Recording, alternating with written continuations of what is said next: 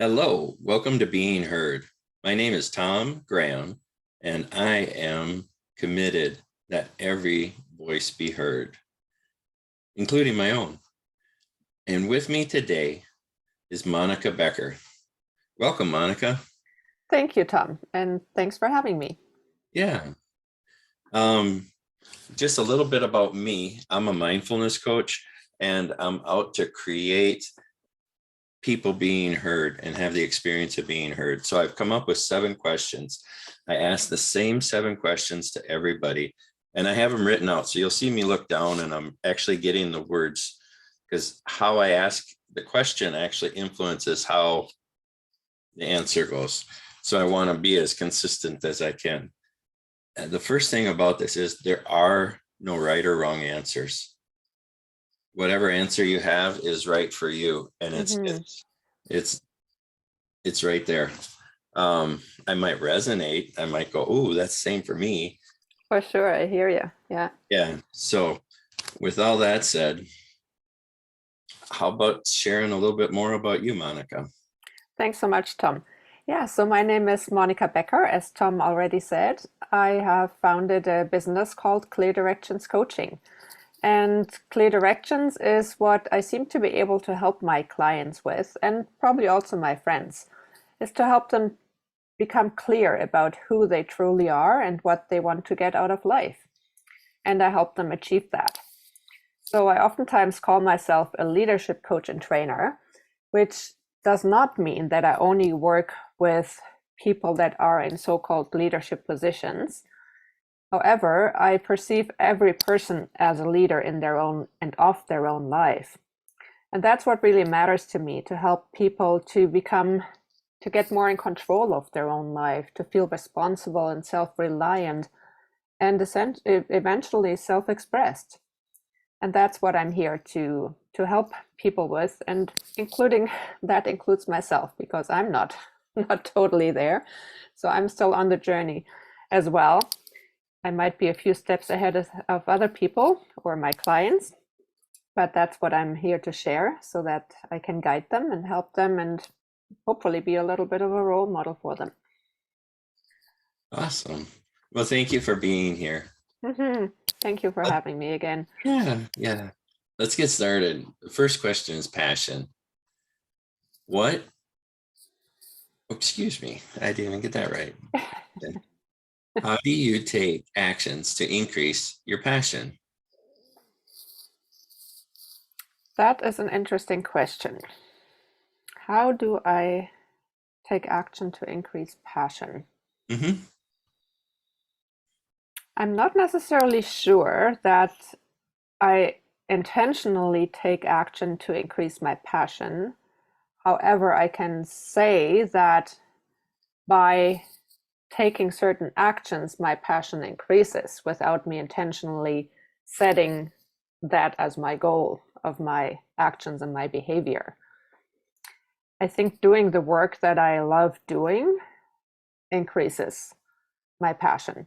So talking with other people, helping them become clear, just as I said before, that's just what I'm passionate about, and helping find solutions for difficult challenges or questions. That's something I love doing, and as I do that and feel a sense of progress or potentially success, that feeds back into my passion. So it's kind of like a feedback loop, right? So I think doing the things that I love automatically increase or deepen and strengthen my passion.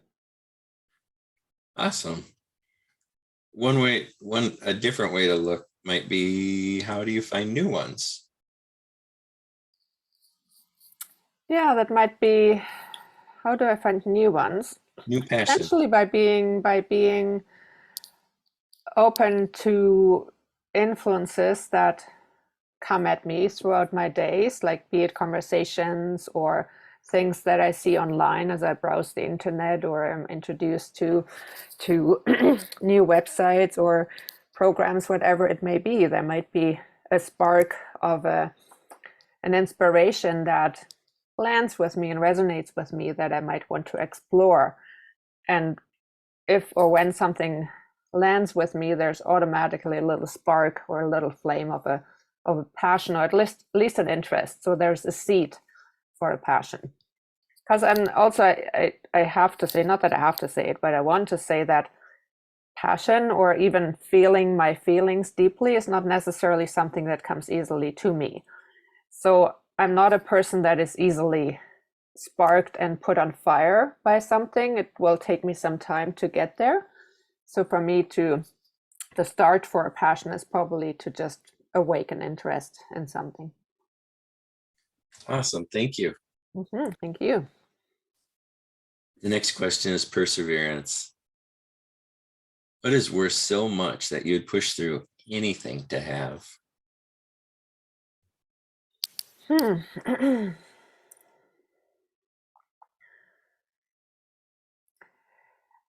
It comes for me, that comes in a variety of shapes and forms. I think whatever I set my mind to, that is important enough for me to declare it as a goal or something that is a firm intention, I just don't give up. I just don't, right? And that could be, for example, when I immigrated to Canada 20 years ago, there was just no doubt in my mind that I would immigrate to Canada that same year, right? And that just got me to push through whatever hurdles there were, and there was just no doubt, right? So I just persevered. I did what I had to do, piles of paperwork, whatever it was. So that was important enough for me because there was something inside of me that pulled me there, that I just, the idea of dropping it just was just not a possibility. It just wasn't an option, right? And similar to my business, for example, right? Like for me to give it up before I've really tried everything, that just is not an option, right? There is just this work inside of me that calls me to keep going because it matters to me at my core. There's almost like a string from my heart that pulls me forward, and that's what keeps me going, because it matters so much to me that I just can't drop it. That's beautiful. Thank you. Thanks for asking. Yeah. The next question is perspective. Would shifting your perspective change your level of joy? Absolutely. Yes, absolutely. And did you want me to give you an example? And the next question is how? There you go. Yeah, and actually, I thought about this question even before our conversation because I knew that perspective was one of your 7 Ps, and I thought about it as I was preparing breakfast today. And there's 2 different ways of how it adds to the joy. Perspective is what it says, right? It offers me a different view on things, including myself. And sometimes when I'm so stuck in my own challenges, my own thinking, my oftentimes limited thinking, and just being immersed in the struggle, when I put myself above it, and really physically above it, by imagining I'm watching myself from above, it already lifts things up. It opens things up and makes it lighter. And sometimes actually it makes me laugh, right? Especially when I put myself higher up and look at the world and look at the issues that other people are having and wars and whatnot, right? Like really, really big life threatening challenges. Then my own ones become so small that it really, sometimes it makes me laugh. So there's the joy and the laughter of realizing how small my challenges actually are. And then the physical change in perspective is when I'm going hiking. I love hiking.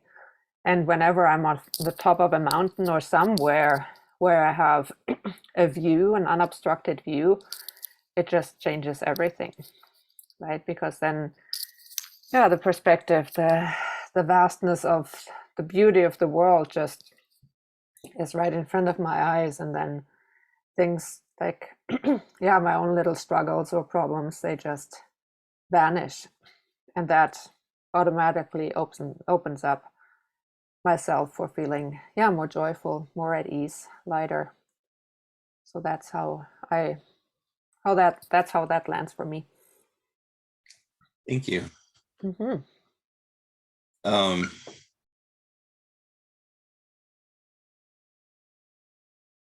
Priorities is the next question.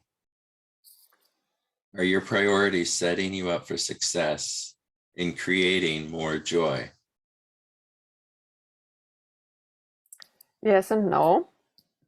I think that the yes and no relate to the timing, meaning that sometimes when I have that intention of creating more lightness or joy in my life, I can be good at choosing my priorities accordingly.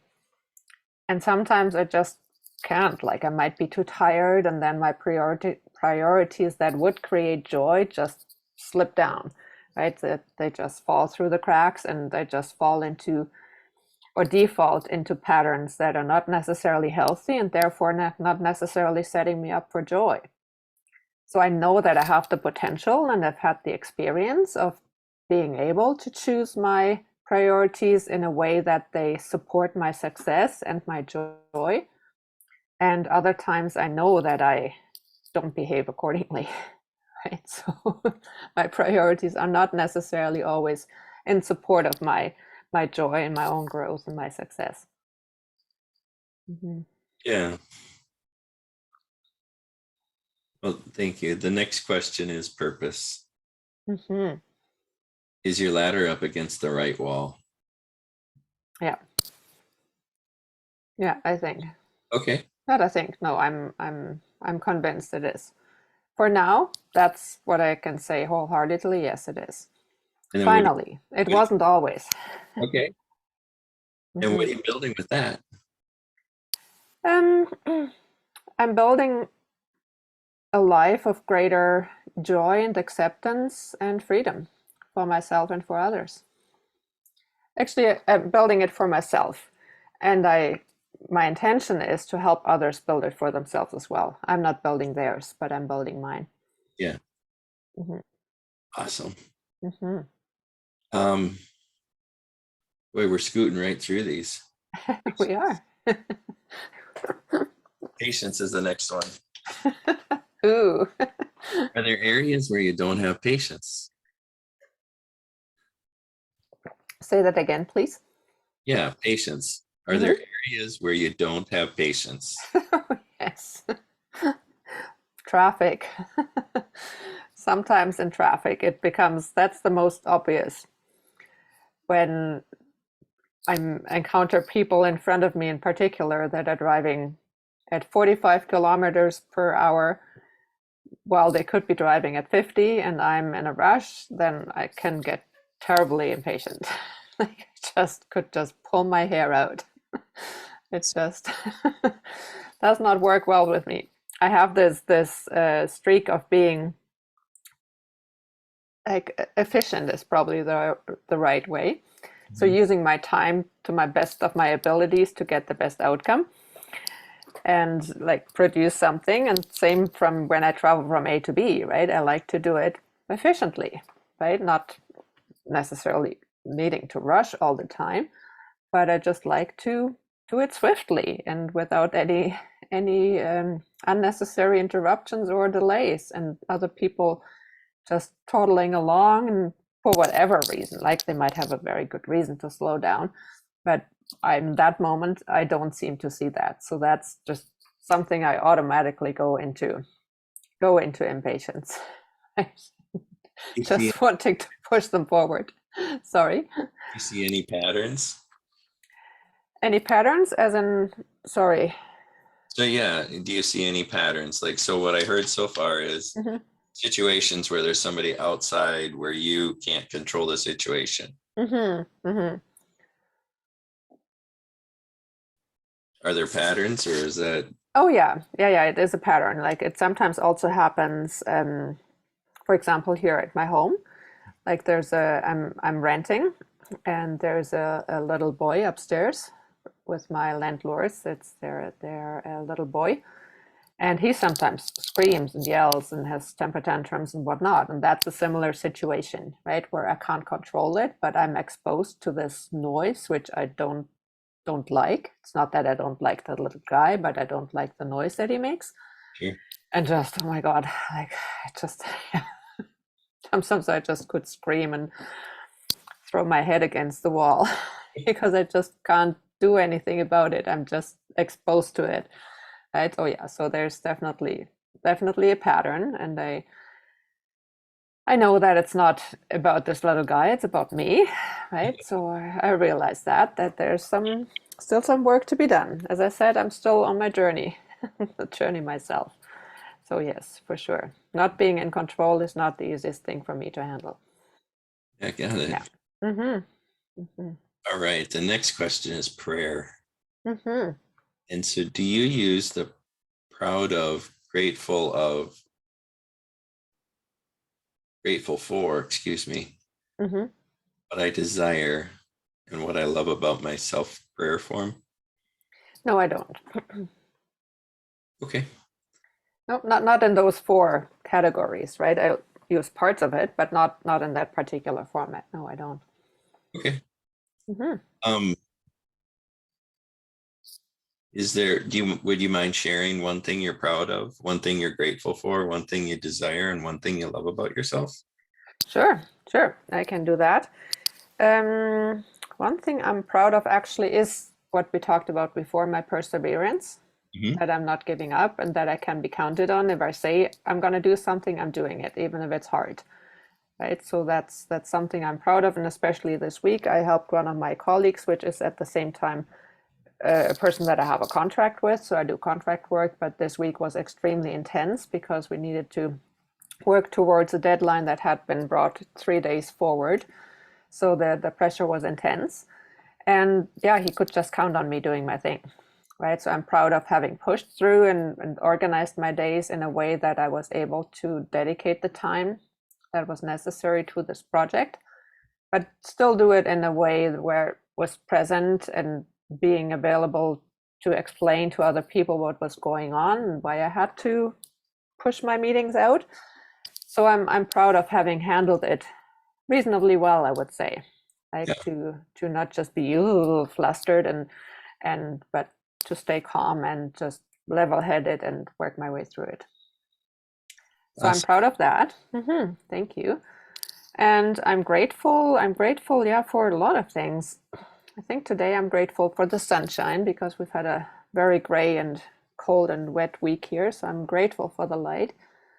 I'm grateful for the work that I got to do this week and that it worked so well and that we had a good result. So that's I'm grateful for that. I'm grateful for my health. Mhm. Grateful to be, yeah, to have even the breakfast that I had. Right, it was wholesome food. It tasted well.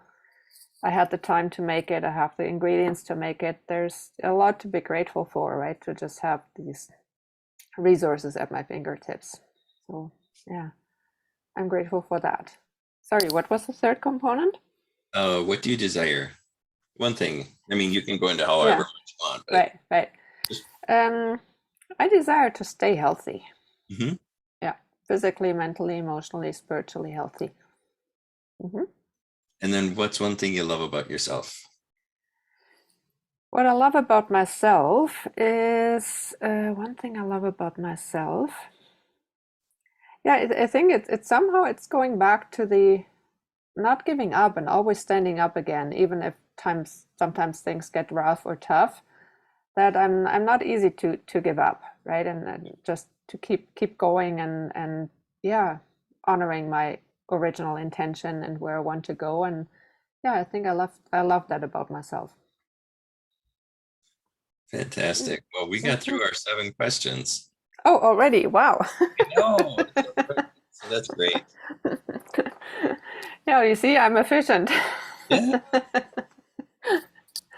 Well, what would you like to be acknowledged for? This is one of the things I like to do is to acknowledge you, my guest. hmm Okay.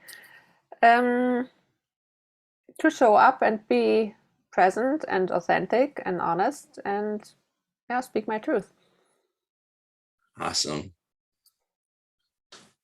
Monika, I acknowledge you for showing up, not just on time, just a little early, and being present with me, like you're ready to go. You're got everything all set, and you're present, you're in the moment, and you're sharing yourself authentically. So thank you. Thank you for that acknowledgement. That means a lot. Thank you. Yeah. You're And welcome. may I return the favor? Am I changing your course now? Sure, I'll take it. What would you like to be acknowledged for?